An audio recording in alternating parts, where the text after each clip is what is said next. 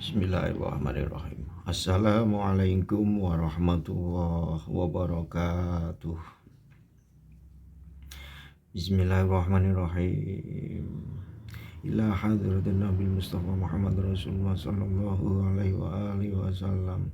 Thumma nakhususun lil imam al-alim al-alamah Syekh Yahya Syarifuddin An-Nawawi rahimahullahu ta'ala wa nafa'ana bihima wa bi ulumihima fid dharaini.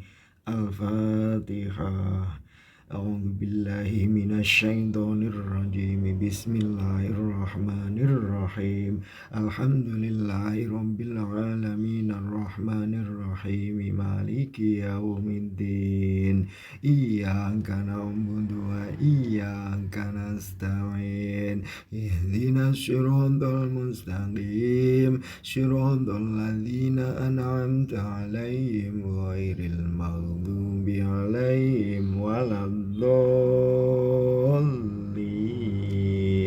Rabbighfirli wa liwalidayya wa lil mu'minina amin.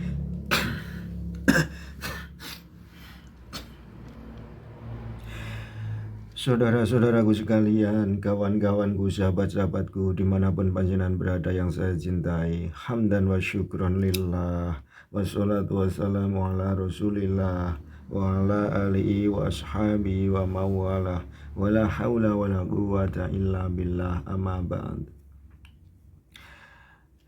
Syukur alhamdulillah, marilah kita haturkan kehadirat Allah Subhanahu wa ta'ala yang telah memberikan beribu-ribu nikmat kepada kita, nikmat sehat, nikmat sempat, sehingga kita bersama-sama dapat bertemu kembali dalam rangka belajar bersama, belajar kitab Arba'in Nawawi, yang kali ini masih meneruskan atau melanjutkan dari apa yang kemarin pernah kita pelajari, yaitu syarah dari kitab dari matan hadis 1, hadis innamal a'malu binniyati ila akhirih. Ini nanti yang akan kita pelajari, yaitu kelanjutan dari yang kemarin, masih sekilas tentang syarah hadis 1 tersebut. Sebelumnya marilah kita tata niat dulu. Semoga niat kita betul-betul karena Allah, bukan karena yang lain. Semoga apa yang akan kita amalkan menjadi amalan yang makbulan, menjadi amalan yang betul-betul diridhoi oleh Allah Subhanahu wa ta'ala, sehingga belajar bersama kita kali ini betul-betul menjadi belajar yang manfaatan, maslahatan, wa mubarakan fitini wa dunya wal akhirah. Amin ya rabbal alamin. Saudara-saudaraku sekalian yang saya cintai, sebagaimana biasanya ini nanti di awal akan saya bacakan dengan menggunakan bahasa Jawa, kemudian akan saya ulang dengan menggunakan bahasa Indonesia, dengan harapan saudara-saudaraku sekalian dimanapun panjenengan berada, khususnya yang mendengarkan, bisa memahami, bisa mengerti dengan apa yang saya sampaikan, sehingga belajar bersama kita ini betul-betul bermanfaat, khususnya bagi saya dan panjenengan semua. Marilah kita mulai dengan baca basmalah terlebih dahulu. Bismillahirrahmanirrahim. Bismillahirrahmanirrahim.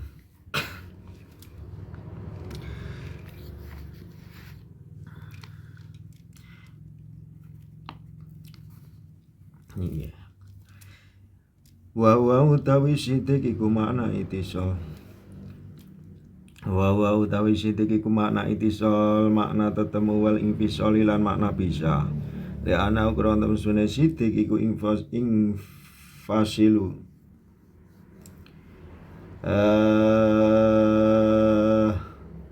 Misah apa sidik an ghairi lai saking saliyane Allah, wa tasilulan tetemu apa sidik bil huduri kelawan hadir bilai kelawan Allah. Wa utawi sidik iku makna takholi, makna ngedong amal saking barang. siwallahi kang saliyane Allah wa tahallilan pepaes bil khuduri kan hadir baina yadayillahi dalam ngersane Allah subhanahu wa ta'ala.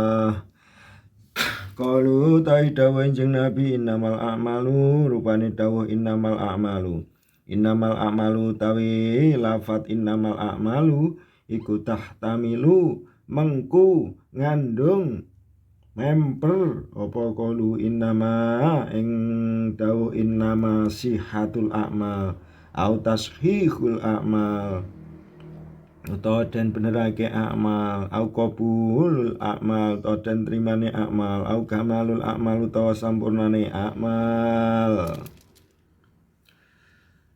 Wa bihadza lan kelawan iki ihtimal akhota ngalap sapa alimamu imam Abu Hanifah rupane Imam Abu Hanifah rahimahullahu ta'ala wa yustasalan jabaake minal amali saking pira-pira perkara amal nggih dan jebake saking pira-pira amal ting inggil amal innamal a'malu biniat niku dikecualikan dari itu apa mabarang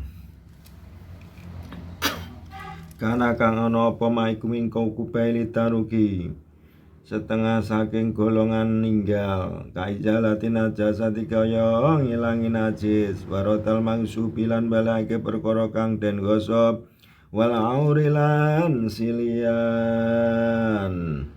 wa isalil hidadiyati lan nekake peparing wa ghairu dzalika lan kaya lan sakliyane mengkono-mengkono izalah ila akhiri fala tatawakkofa mongko ora dadi kandhek apa sihatua sa'i zalah ila akhiri ngala niyatil musahihati ing atase niat kang benerake lakin ya tawakkofu tetapi ne mandek apa sawabu ganjaran fiya ing dalam izala ila akhiri ala niyati taqarrubi ing atase niat ibadah ngeparek wa min dzalika lan iku saking mengkono-mengkono ya tawaqqafu mau tawi barang idza atama ing dalam nalikane aweh mangan sapa man tau ing hayawane man tumpakane man nggih hayawan tumpakan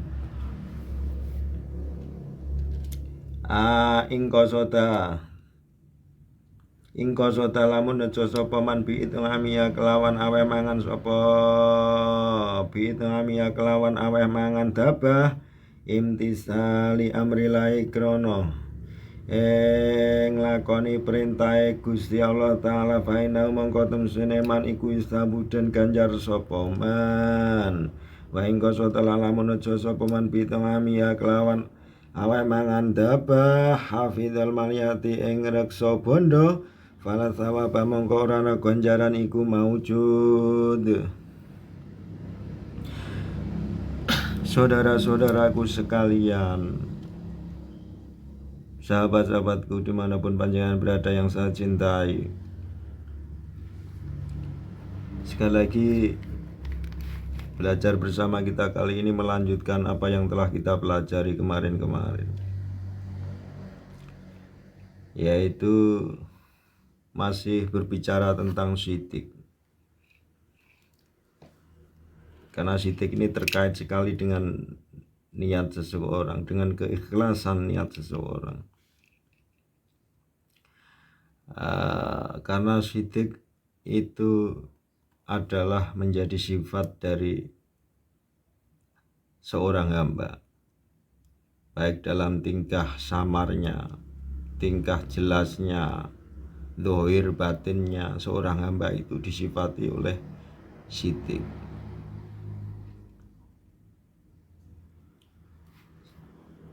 Jadi seorang hamba itu akan terlihat syidik atau tidak, itu ketika tingkah sir dan batinnya itu bagaimana, samakah, nyatakah atau tidak. Karena syidik itu nyata, baik dohir batinnya itu nyata, sama ngoten maksudnya, sama. Jadi ketika orangnya itu ada di dalam masjid, hamba itu berada di dalam masjid, jasmaninya, badannya itu berada di dalam masjid, maka rohaninya pun juga berada di dalam masjid, karena nyata sama, semuanya itu nyata. Ketika seorang itu sholat ibadah sholat semisal, maka ketika dia itu membaca Fatihah, mulutnya membaca Fatihah, maka hatinya pun juga itu sidik. Kalau belum seperti itu, maka apakah sudah ikhlas? Sudah, bisa jadi sudah ikhlas, karena ikhlas itu arodatullah bil yuridullah bisola arodatullah ta'ala bit to'ah ya. Jadi sekali lagi, ikhlas itu arodatullah bit to'ah, mengendaki Allah dengan taat, itu ikhlas, sudah bisa dikatakan ikhlas. Yang penting ketika sholat lillahi ta'ala pun ya, napa jenenge pas takbir niku, katakanlah ketika dia sholat, terus ketika niat pada waktu takbiratul ihram dia niat, dan dalam niatnya itu dia sudah niat semisal sholat zuhur, napa usolli fardhu dhuhri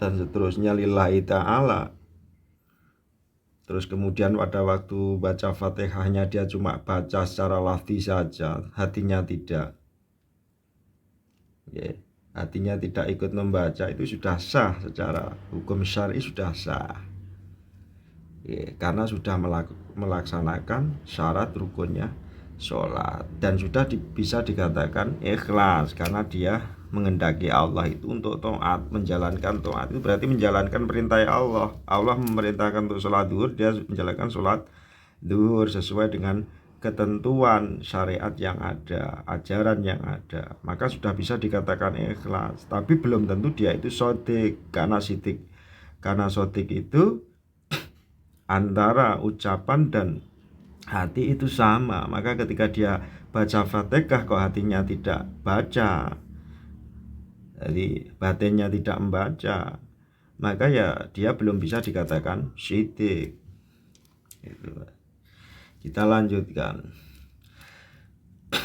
Wa makna itisol wal infisol li annahu infisalu anwarillah. Syidik itu mempunyai makna itisol dan infisol. Itisol itu nyambung, ketemu. Wa infisol itu pisah, memisah. Kenapa syidik itu mempunyai makna infisol, mempunyai makna memisah? Karena li'annahu infisalu an ghairillah. Syidik itu memisah sesuatu yang selain Allah.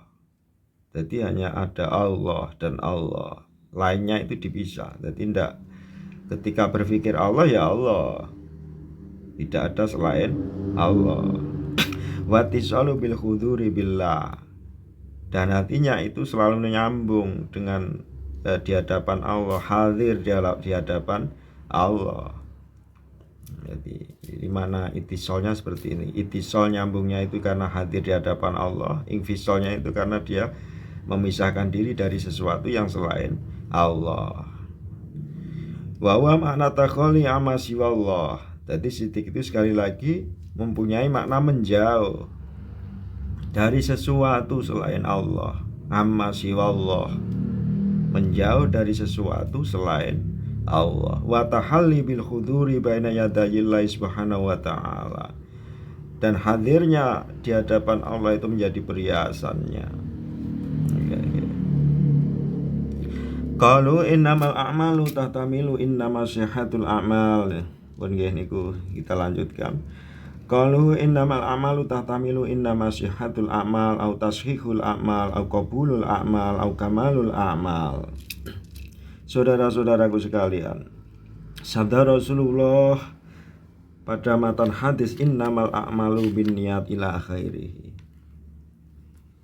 bahwa innamal a'malu binniyat di situ mengandung, jadi di dalamnya itu mengandung makna innama sihatul a'mal. Jadi bisa jadi mengandung makna innama sihatul a'mal au tashihul a'mal au qabulul a'mal au kamalul a'mal. Jadi kalau boleh dibaca seperti ini. Bismillahirrahmanirrahim. Innama sihatul a'mal binniyat. Jadi bisa jadi seperti itu. Sesungguhnya sahnya amal, sesahnya beberapa amal, berapa amal perbuatan itu bin niat, dengan niat. Atau bisa jadi enama tashihul a'mal bin niat. Jadi bisa jadi innama tashihul a'mal bin niat, bahwa sesungguhnya ini jadi di dalam innama a'mal ini mengandung diantaranya adalah sihatul a'mal, kemudian tashihul a'mal. Jadi innama tashihul a'mal bin niat, sesungguhnya benarnya amal perbuatan itu dengan niat. Kemudian atau bisa jadi innama qabulul a'mal bin niat, sesungguhnya diterimanya amal itu dengan niat. Atau bisa jadi au kamalul a'mal bin niat, sesungguhnya sempurnanya amal itu dengan niat. Saudara-saudaraku sekalian, seperti itu. Jadi sekali lagi makna lafal innamal a'malu itu mengandung 4 makna. Di antaranya adalah sihatul a'mal, tashihul a'mal, qabulul a'mal, au kamalul a'mal. Sahnya amal, benarnya amal, diterimanya amal, atau sempurnanya amal. Wa bihada akhwatal Imam Abu Hanifah rahimahullah ta'ala. Dan Imam Abu Hanifah itu mengambil tahmil tersebut, mengambil kandungan makna tersebut, atau memakai dalil di atas. Jadi dia itu sepakat bahwa innamal a'malu itu mengandung makna innama sihatul a'mal tasihul a'mal ila akhirih. Nggih. Kita lanjutkan. Wa yustasna minal amali ma kana min qubailit taruk, dan dikecualikan dari amal di atas, dari innamal a'malu di atas. Jadi tidak masuk di innamal hadis di atas, yaitu adalah sesuatu dari golongan yang seharusnya kita tinggal, min qubailit taruk, yang seharusnya kita tinggal, yang seharusnya kita hindari, yang seharusnya kita cegah. Apa itu? Kaizalatin najasati, sebagaimana menghilangkan najis. Najis itu kan seharusnya kita hindari. Ini termasuk qubailit taruk, sesuatu yang seharusnya kita tinggal, kita hindari. Maka ketika kita sudah terkena najis, maka hukumnya menjadi wajib untuk menghilangkan najis tersebut ketika kita mau menjalankan ibadah, mau menjalankan sholat semisal. Karena apa? Syarat rukunnya harus suci, baik badan kita ataupun pakaian kita, tempat kita. Maka ya semuanya yang terkait dengan itu ya harus kita sucikan, terkait syarat itu maksudnya. Bagaimana lagi waroddal mangsubi, mengembalikan sesuatu yang digosok. Jadi gosok itu ya seharusnya kita tinggalkan. Ini bahkan sesuatu yang tidak boleh, ini yang haram seharusnya gosok. Maka ketika kita sudah terlanjur gosok, ya seharusnya kita mengembalikan. Wal auri, dan sesuatu yang kita pinjam, walaupun kita meminjam boleh, maka ketika kita sudah meminjam, kewajiban kita ya harus mengembalikan. Jadi termasuk ini sesuatu yang harusnya kita tinggalkan. Sama halnya dengan mangsub, ini termasuk qubailit taruk. golongan sesuatu yang harusnya kita hindari, kita tinggalkan. Pun pula dengan aur meminjam itu ya harusnya kita hindari. Tapi kalau sudah terlanjur memang terpaksa kita harus meminjam, maka kewajiban kita harus mengembalikan. Wa isyalil hadiah, dan mendatangkan hadiah atau memberi hadiah. Pun pula ini sama. Hadiah itu apa? Tidak boleh-boleh. Tapi kita memberi hadiah itu hukumnya menjadi wajib, karena itu kesepakatan, menjadi sebuah janji yang harus kita penuhi. Semisal nanti kalau kamu menang saya kasih hadiah bla bla bla, semisal saya kasih hadiah sepeda semisal, maka seseorang itu wajib untuk menepati janjinya, harus membelikan sepeda sebagai apa? Hadiah yang telah dijanjikan. Ini seharusnya hal seperti ini juga kita hindari. Kalau ingin sodakoh ya sodakoh gitu aja, itu malah sesuatu yang sunnah. Maka ketika kita melaksanakan sesuatu yang sunnah, ini nanti hukumnya beda dengan isyalil hidayah. Kalau sunnah itu ya, kalau isyalil hidayah itu hukumnya wajib, tapi itu tidak bisa untuk mendekatkan diri kepada Allah. Sebagaimana ini kelanjutannya. Wa ghairu dzalik, dan selain itu. Contohnya selain itu maksudnya. Fala tatawaqqafa sihhatu ala niyati mushahhihati. Maka niatnya itu sah, tidak berhenti, tidak mauquf dengan niat mushahhihati, niat yang dibenarkan. Jadi artinya itu harus membenarkan.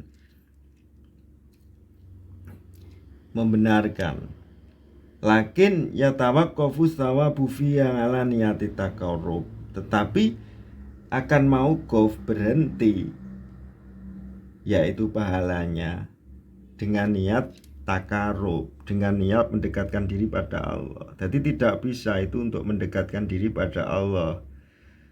Jadi ketika kita niatnya lillahi ta'ala, maka itu tidak akan ada sawabnya atau ajrunya, pahalanya. Jadi niatnya cukup gimana? Cukup membenarkan hati kita. Jadi ketika kita menghilangkan najis ataupun rodal magsub, semisal saya niat mengembalikan barang yang sudah saya gosok, semisal, maka niat dalam hatinya ini kerentek atau niat betul membenarkan bahwa saya itu memang harus mengembalikan barang gosokan ini. Jadi hatinya niatnya seperti itu, bukan niat nawaitu rodal gosok lillahi ta'ala, tidak seperti itu. Kalau seperti itu malah tidak dapat sawab, tidak dapat pahala. Harusnya niatnya kita itu adalah mushahhihati, membenarkan bahwa sesuatu itu memang harus saya lakukan. Niatnya semisal isyalul hadiah, saya memberikan hadiah, karena ya hatinya harus membenarkan bahwa memang saya itu memang harus memberikan hadiah karena saya sudah menjadikan kepada mereka. Misal saya harus menghilangkan najis ini, karena najis ini sebab saya melakukan suatu ini saya terkena najis, maka ketika saya mau ibadah, kewajiban saya memang harus menghilangkan najis ini. Jadi hati-hatinya kerentek, memang membenarkan bahwa saya itu memang harus menghilangkan ini. Jangan terus lillahi ta'ala. Karena sekali lagi tidak bisa untuk taqarrub, tidak bisa diniati dengan mendekatkan diri kepada Allah, karena itu kewajiban yang kita asbabnya kita yang menyebabkan kewajiban itu ada. Sebelumnya seperti gosok itu malah kan tidak boleh sebelumnya, tapi karena kita sudah terlanjur melakukan, maka hukumnya menjadi wajib untuk mengembalikan. Jadi kewajiban untuk mengembalikan itu karena kita asbabnya. Pun pulang aur meminjam itu karena sebetulnya kita tidak punya kewajiban untuk membalikan selama kita tidak meminjam. Karena ulah kita untuk meminjam, maka akhirnya kita punya kewajiban untuk mengembalikan. Kita lanjutkan. Wa min dzalika ma idza at'ama dzabatahu in qasada bi ta'amiya imtisali amrillahi ta'ala fa innahu misabu. Ini sebagaimana ya takof. Jadi masih masuk apa itu contoh-contoh sesuatu yang berhenti atau tidak berhenti niatnya, mauquf atau tidak mauquf. Yaitu adalah seseorang yang memberi makanan hewan peliharaannya, hewan tunggangannya,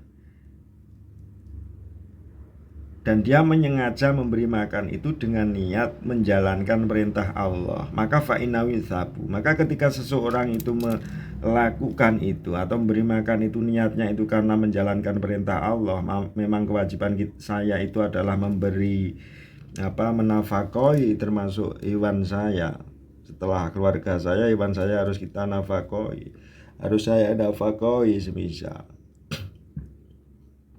Jadi niatnya betul-betul karena menjalankan perintah Allah, maka fa'inahu sabu. Maka seorang hamba yang seperti itu akan diganjar oleh Allah, diberi pahala, akan dapat pahala. Wa in qasada bi ta'ami ima hafidhul maliyah fala thawab.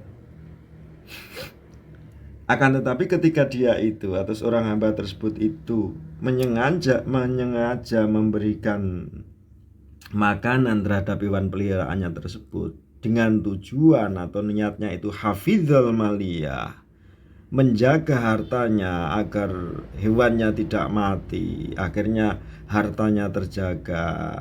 Ini lumayan, harganya 10 juta ya, kalau nggak tak kasih makan nanti bisa mati, waduh kehilangan 10 juta saya semisal. Maka yang seperti itu malah fala thawaba, tidak ada pahalanya.